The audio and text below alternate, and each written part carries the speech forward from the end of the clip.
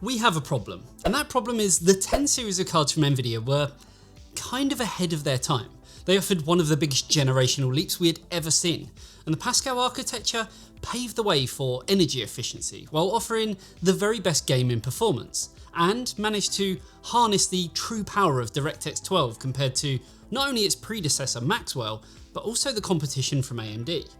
Since then, however, we've had Turing, which was more expensive when comparing like for like, and then we had Ampere, which has been more expensive due to many other factors.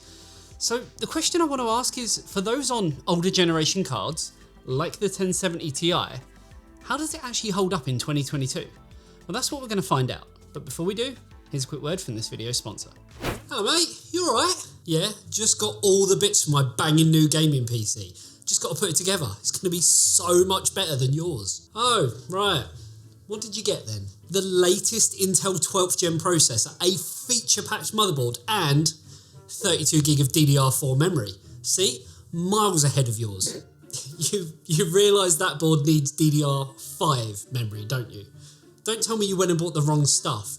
DDR4 is so 2014. I can't believe you was that stupid. What? No, you're joking.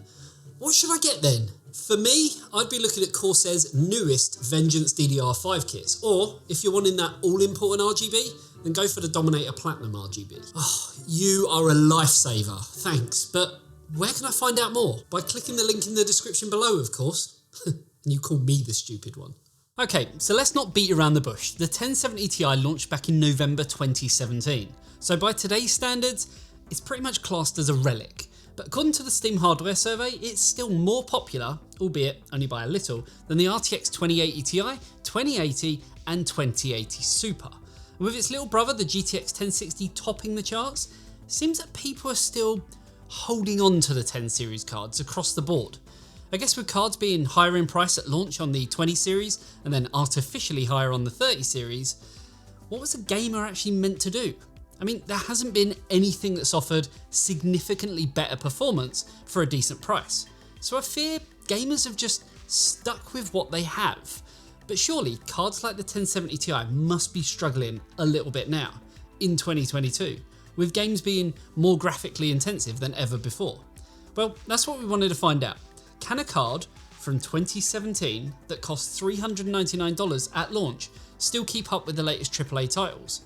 Now, one thing I do want to touch on is the price of the card, because while it was $399 many moons ago when it launched, it's not that price now.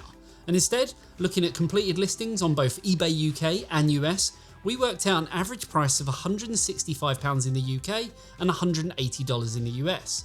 This is actually important, as later on in this video, we will be looking at the price per frame and kind of how it compares against other cards. Now, to test, we used our trusty X570 based test system consisting of a Ryzen 9 5900X, a Zeus Crosshair 8 Dark Hero motherboard, and 32GB of Corsair Dominator Platinum RGB 3600MHz dual channel memory.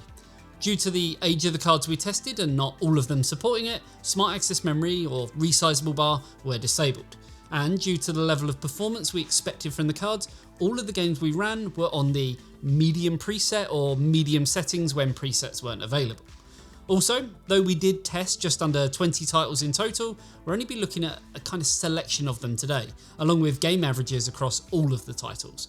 But if you want to see data from all of them, we will be posting all of the charts for everyone to see of every single game up on our Patreon, where you'll get tons of other benefits, including exclusive behind the scenes content, bi-weekly game nights, and access to our super secret special area on Discord. The link for that is down below. So let's get into it.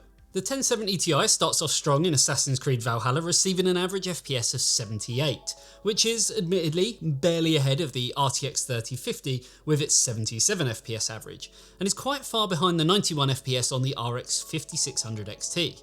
78 FPS is still pretty far ahead of the 1066GB though, which only manages to get 60 FPS on average and is miles ahead of the 47 FPS average that we see on the 3GB card. Things stay strong for the 1070 Ti as we move on to Call of Duty Warzone, scoring an even higher average FPS of 92 and being well within throwing distance of the 5600 XT, and managing to pull ahead of the average FPS of the RTX 3050. The limited GTX 1060 6GB card didn't do quite as well in this title, receiving only 66 FPS in its average, while AMD were able to stay ahead with the slightly newer 5600 XT, albeit only by 2 FPS. When we move over to CSGO with the engine's FPS cap removed, we can see that the performance on the 1070 Ti goes full steam ahead at 670 FPS, which is 88 FPS ahead of the next best card, the 5600 XT. Closely behind that is the RTX 3050 with another set of 10 series cards following slightly behind. It just goes to show how amazing these 10 series cards were when they first launched. The 1070 Ti moves slightly down the ranks in Cyberpunk 2077, where the newer RTX 3050 manages to pull ahead of the 1070 Ti with 67 FPS compared to 58, while the 5600 XT is again on top at 74 FPS on average. Not much between them really, but still showing that the older 1070 Ti is able to hold its own. Dying Light 2 was one of the better performing titles for the 1070 Ti with an average FPS of 60, which is right on the edge of perfectly acceptable. The 5600 XT is still holding on to its top spot at 66 FPS, while the RTX 3050 has fallen behind the 1070 Ti at 53 FPS, and other cards beyond this are now bordering on unplayable, and would require the settings to be dialed down, or, if you really want to, the resolution lowered even further. When we move over to FarCry 6, the RTX 3050 steps on top of the 1070 Ti once again with 89 frames per second, though this is only 1 FPS higher than the 1070 Ti. The RX 5600 XT manages to pull way ahead of everyone else at 111 FPS, sitting nicely at the top of our chart. Older cards, including the GTX 1060 and RX 570, were still able to push above 60 FPS, while everything else, including newer, current generation cards, ended up sitting towards the bottom of the stack. The 1070 Ti didn't fare quite as well in our next game, Gears 5, with only 90 FPS on average compared to the 143 FPS of the 5600 XT, which again came in at the top spot. The RTX 3050 also performed way ahead of the pack at 131 FPS, with other older AMD cards sitting just below that.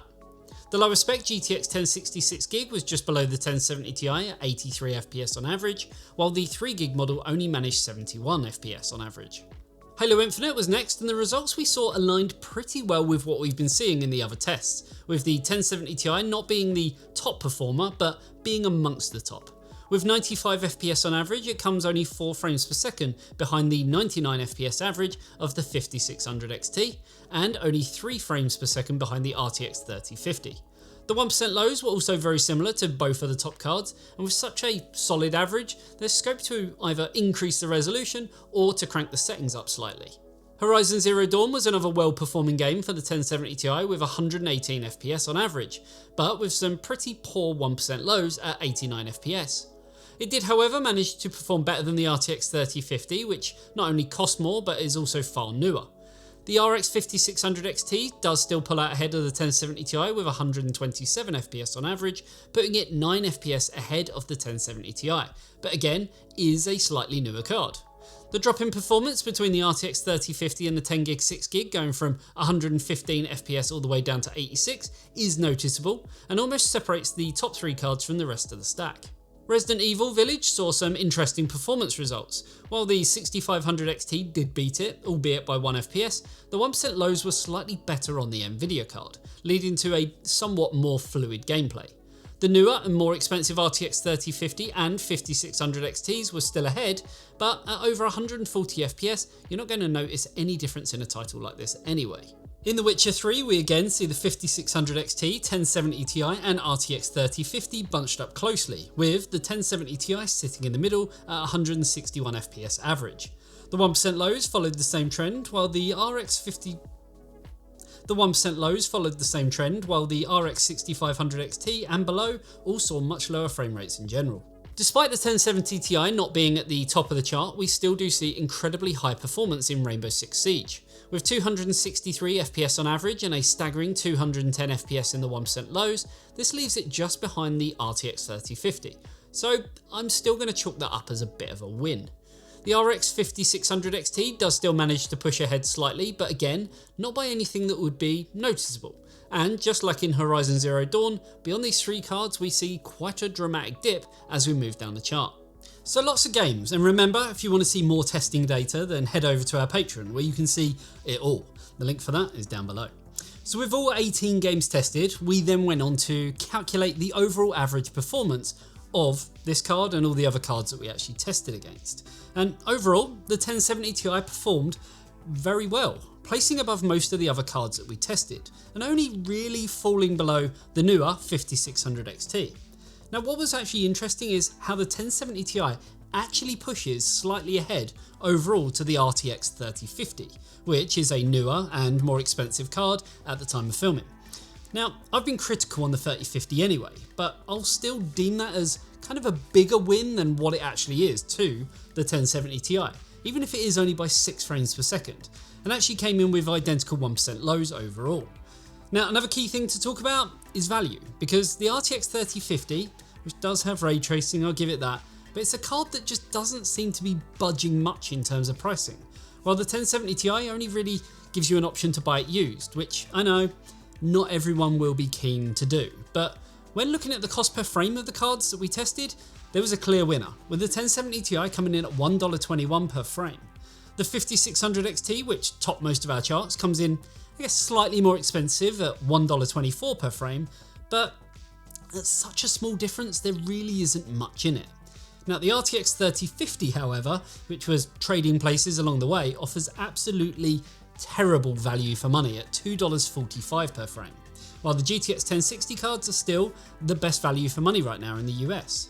Now as we move to the UK, it's a slightly different story, with the 1070 Ti coming in at £1.11 per frame, while the 5600 XT, which again was topping our charts, comes in at a lower £1.05 per frame, increasing that gap just even more.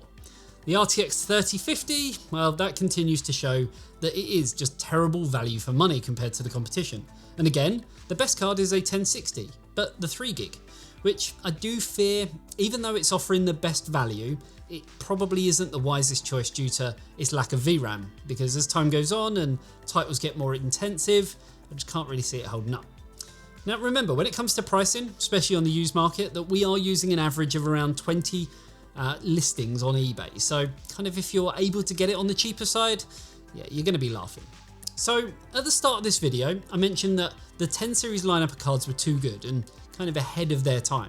And I think that's clear to see, even in 2022, and we have to talk about this from kind of two angles. But the first is that those who still have an older 10 series card, like the 1070 Ti, as right now, I honestly can't see a wise move if you're looking at value for money and wanting something more. Whereas those on even older hardware, maybe looking at a low to kind of mid-tier card like an RTX 3050 or 6500 XT, well, they're just not feasible options, and instead go for the 1070 Ti. It's still more than able to keep up and offers better value for money overall. And in times like these, I feel that that's kind of what it's all about. Value for money and getting the most bang for your buck. And right now, yeah, nothing really stands out. Now, as always, we can run these older card comparisons until we're blue in the face. And I love seeing how cards are actually capable of keeping up with the latest titles. And yeah, admittedly it's on medium, but it still does a good job. So let me know, do you agree with me and my thoughts on the 10 series cards? Maybe we'll look at a 1080 next, or 1080 Ti. Or maybe even something older like Vega 64 from AMD. Let me know what you want to see. That aside, hopefully you enjoyed this video. If you did, then a like and a sub to the channel would be amazing. And if you love what we do and want to see the rest of the testing data, then sign up to Patreon, where you'll get access to that and so much more. With that, see you in the next one. See you later, guys. Bye bye.